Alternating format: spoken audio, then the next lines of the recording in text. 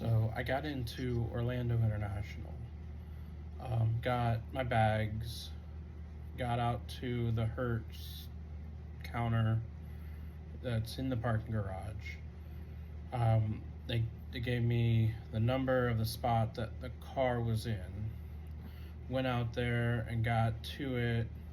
It's a Tesla, as you'll see going forward in these videos. Kind of got to figure out the learning process. You'll see I do kind of like a little exterior view of it in the garage where it's not very well lit, and we'll do more of that. And then kind of playing around with the screen to figure out the settings and how to adjust the mirrors and how to adjust the air conditioner and the radio. And it's going to take probably the whole week that I have it to learn how to use it properly. And then by then I'll be happy and say, yeah, this Tesla's great. Having had it for a couple of hours currently, I don't know if I'm really loving it. But again, it's only a week. It's kind of why I wanted to rent an EV, to kind of experience the EV lifestyle and figuring out that.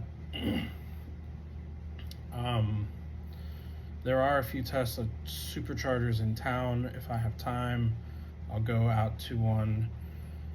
I may go do that this afternoon just to get it fully charged, but we'll see. It is kind of low to the ground. I don't love that, but that isn't really the fault of Tesla. It's kind of like getting into the last rental I had that was a Corolla. It's just, I'm a big guy, as you'll see in some of these videos, as you can probably tell. And climbing down into that is a lot different than climbing into my big Tundra that I have at home, or the semi that I work in all the time. But anyway, we'll kind of explore it, and figure out maybe some of the games that they have on it, the driving games or whatever else they do, and kind of go from there and see how it is. Driving this Tesla now for a little over an hour. I can definitely tell you, and this is the first time I've driven an electric, I can definitely tell you I don't like it. This thing has regenerative braking,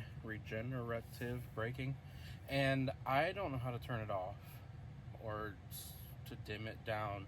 So that's kind of frustrating for me. I can't figure out how to activate cruise control because I was on the interstate for a while, and that was frustrating. It does have a lot of go. That's nice. I also can't tell how many miles this thing has on it or how to find that out. I did slow the speed or the acceleration from whatever it was on. Let's see. It was on sport. No, steering was on sport. Acceleration was on standard. Now I put it down to chill, and that did help a little bit, but see, there's trip meter. Current odometer, 18,314 miles. Today, I've driven 54 miles in it, maybe? So we'll see how we do. I do have to find somewhere to charge it. Hertz, who I rented this from, does give you the cable to like plug into a regular outlet. And they give you an adapter to, I don't even know what kind, CCS or 1772 or who knows what it is. So that'll be something to figure out. I may have to go closer to Orlando to get a Tesla supercharger. And then I guess that just bills Hertz, and then Hertz bills me directly for it. I don't know. We'll figure it out. So a couple other first thoughts. And I can't compare all EVs to just this one. But the park indicator reverse drive deal. Oh, it looks like that's where cruise control is. Okay. Well, that might be different. But that's going to take some getting used to. There does seem to be like some wind noise coming from up here, and I don't know if that's just because it's old or what the deal is. It does have some interesting games, I guess, to play. I don't know. We'll see. I may not have a lot of time to really dive into that. But I am kind of interested to see about that. The lack of being able to use CarPlay was a big reason why I had decided I didn't want a Tesla rental. But then that's what Hertz gave me. The other option was a Chevy Bolt. And in hindsight, I probably should have said yes to that, but this is what they gave me, so it is what it is. It does see, when I got it at 89% charge, what do we say? We've probably driven 50 some miles today, give or take. Interstate, some city. And now I'm already at 62%. So I do have to be really cognizant of that. I can't just drive to any gas station and fill it up. I do have to figure out charging. The hotel I'm staying at does not have charging on site at all. And I don't think there's any in the plaza behind me. Or really anywhere around. So we'll have to figure that out. But anyway, these are my first thoughts of this EV. So, like I was saying before about games, I guess you can get different games to play. There's a racing one. I was not very good at it. Just about as good at it as I am driving this thing. There's Mahjong. I don't know how you play Mahjong with a steering wheel. I guess maybe you just do it like the traditional. Yeah, we know that part. Like traditional games. That doesn't match. 5 doesn't match. 2 flower.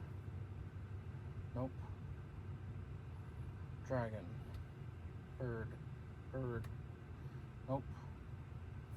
So yeah, see, I'm entirely failing this also. This and this guy. Okay. I mean, admittedly, if you were waiting in line for like a kid at school to get out of school, or whatever reason you had to wait for a long period of time without driving, this might be beneficial, something to do. But most people have this on their phone. So why do you need it on your car also? So it looks like there's a supercharger up here. It might be at Wawa. Hopefully. We'll see. If so, that's pretty exciting. Maybe we'll be able to charge.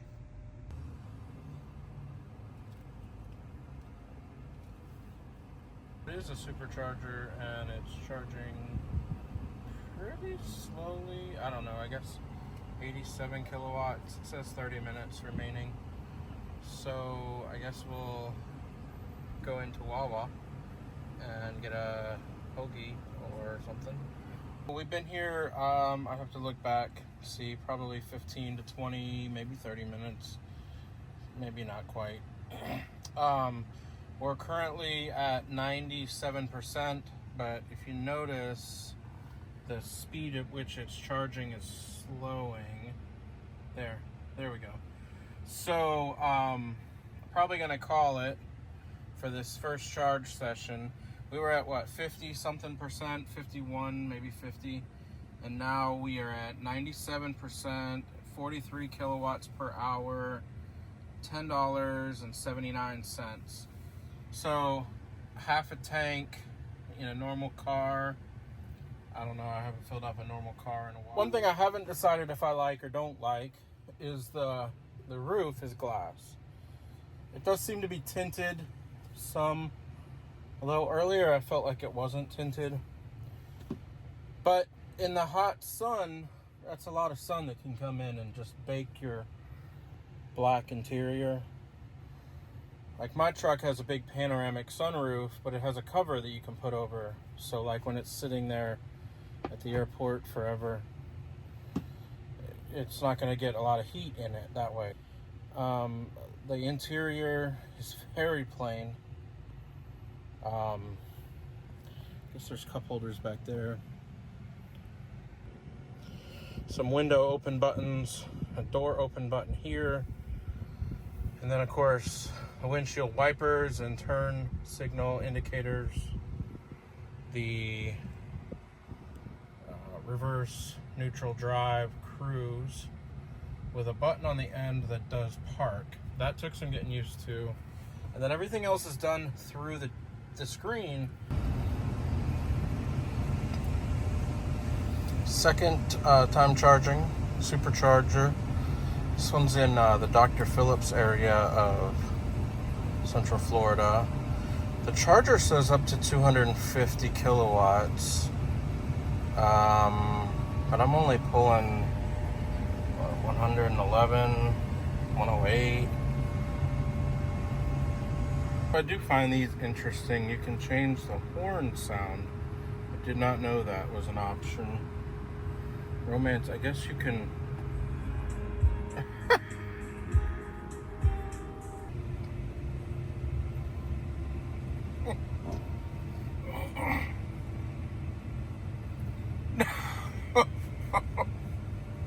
Oh man, that's funny.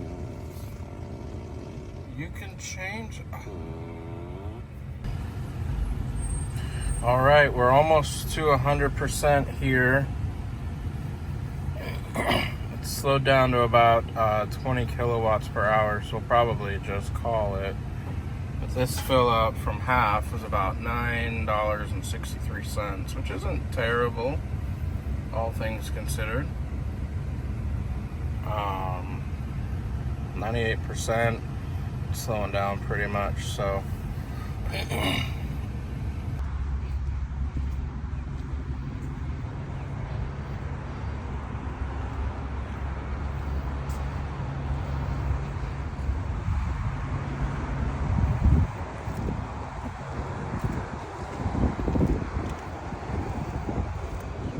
To another charging place. It's also at a Wawa, of course.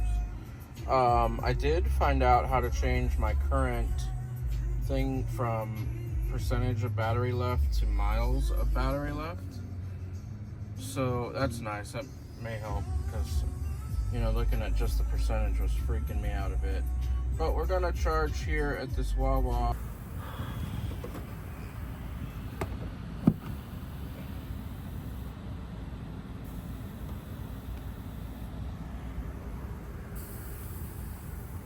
So, is it charging? It looks like it's charging.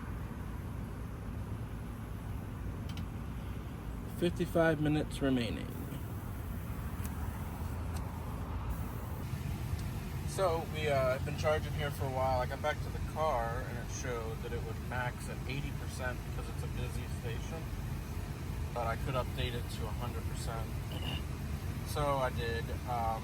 We went from about, 58 or 60 miles to 230 miles of range, so that's good. Looks like it'll max at 257 maybe. We're still going at about 52 kilowatts, which is still like 190 miles per hour. And this charge has been about $16. It does seem like it could be cheaper if I did it at like midnight. I think when I had clicked on one button, it showed like 23 cents per kilowatt hour, or 28. So much cheaper at midnight. There was like different price ranges. So we'll see. I don't think I'll be charging at midnight, but maybe tomorrow night if I need to, I can. We'll see if it slows down a little bit, like below, we'll say 40, then we'll call it a done deal charging and then move on. Found a parking spot at this parking garage tonight. It seems like it's got a slow, well, it's got a regular plug. So I used the cable that came with this Hertz rental. It's not very fast. It looks like 12 amps maybe. It says it will take 24 hours to charge. I mean, I'm only going to be here for 3 hours, so that's not going to happen. But maybe we'll get a little more than the 92 miles by the time we leave, and every little bit, I guess, helps. So I guess we'll see. At this charging, the Turkey Lake rest area on the Florida Turnpike. Of course, they have the rest area. They have a pet park. This is looks like milepost 263. But they have a rest area, Dunkin' Donuts, KFC, Wendy's. It's kind of in the middle, so either direction. Then there's a Shell station down there, like a standard convenience store. Law enforcement, because there's a highway patrol office there. And there's 1, 2, 3, 4, 5, 6, 7 or 8, and there might even be some the other direction, Tesla chargers, and even some chargers for other types of vehicles. With this charge, I was down about 13% left battery life, and I think it was like 37 miles. I had gone to the Wawa charger that I had been to a few times, and there was a line. All 8 things were getting used, and anyway, it just wasn't gonna happen. So I ended up coming out here to the Turkey Lake rest area and getting this charger. Looks like we're getting 87 kilowatts, 360 miles of range per hour. It's added 118 miles. Maximum will be 257. I think if we go to charging, this one, well, it's set at 100% now. It was set at about 80%, I think, when I got here, because it's a high use charger. So we got a little bit of range here added on, and we'll probably end up trying to find somewhere when we go down here after I. So we've got an exciting opportunity that has come up today involving the Tesla. I found out you can do free demo drives here in town. So I wanted to take that opportunity, since I had the time, to go into a demo drive of the Model Y, just to see if it's easier to get in and out of. Because one of the biggest things I don't like about this Model 3 is getting in and out of it. The comparison for me, especially being a bigger guy, kind of having to slunk down into it. I think the seat height is a little higher on the Model Y, and the roof height is higher, so I don't have to slunch down. And the price range on them is pretty similar, so it's kind of a better comparison. But I am kind of interested to see, and I had the opportunity and the ability to sign up for it, so I did. And we're gonna go do that. So this is the self-serve demo drive car. This is a Model Y, which is not the big expensive X, but it's a little bit bigger than the Model 3 rental. The dash seems very similar. It does look like it's a little deeper. Steering wheel and center console are the same. Back seat looks like it has a little more room, as you would expect, and then more room in the tail section. But we're gonna try to see about getting in and out, see if it's that much easier or not. It's got the same type of panoramic, but it doesn't have a bar in the middle. It's just one big piece of glass, which is beautiful with the clouds the way they are today.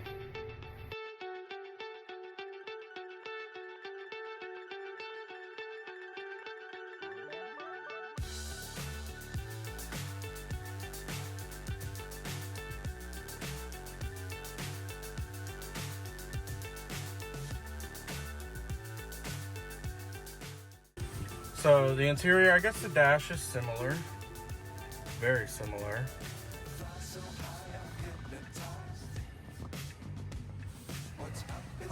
The back seat is definitely a little closer than it was in that other one. And this is that center divider I was talking about in the glass.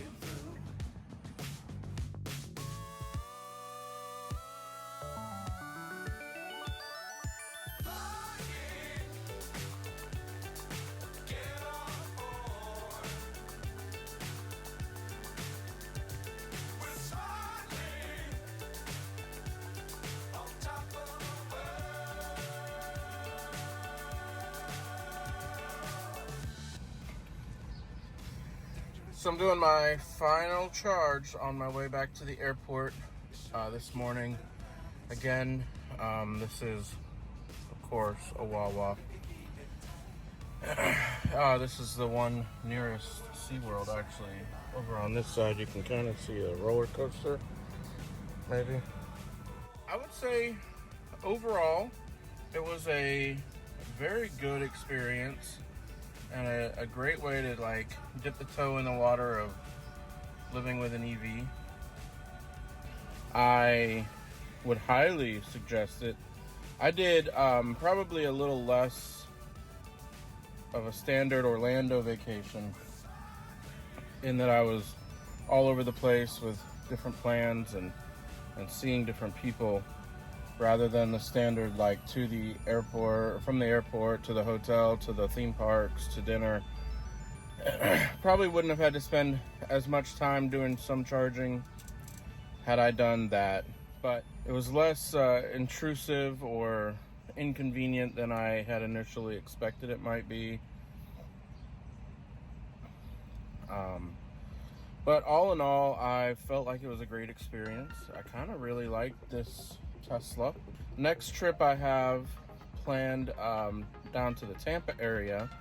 Also have the EV Manager special booked through Hertz rental.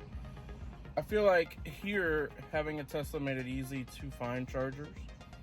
It might have been more difficult had I had to worry about finding a certain type of charger here or there. But we'll see. It should be a different experience next time, maybe. And have a 5-year-old that time, so if it is a Tesla, maybe we'll get to play some games while we're charging. Excuse me. We do have a bit of a road trip kind of planned during that, going from the Tampa area up here to Orlando for a couple days and then back there, so that'll be a different type of experience. But all in all, for this first experience, first time driving an EV, I enjoyed it. I had fun. If you like this, hit the like button and subscribe, and stay tuned for more videos.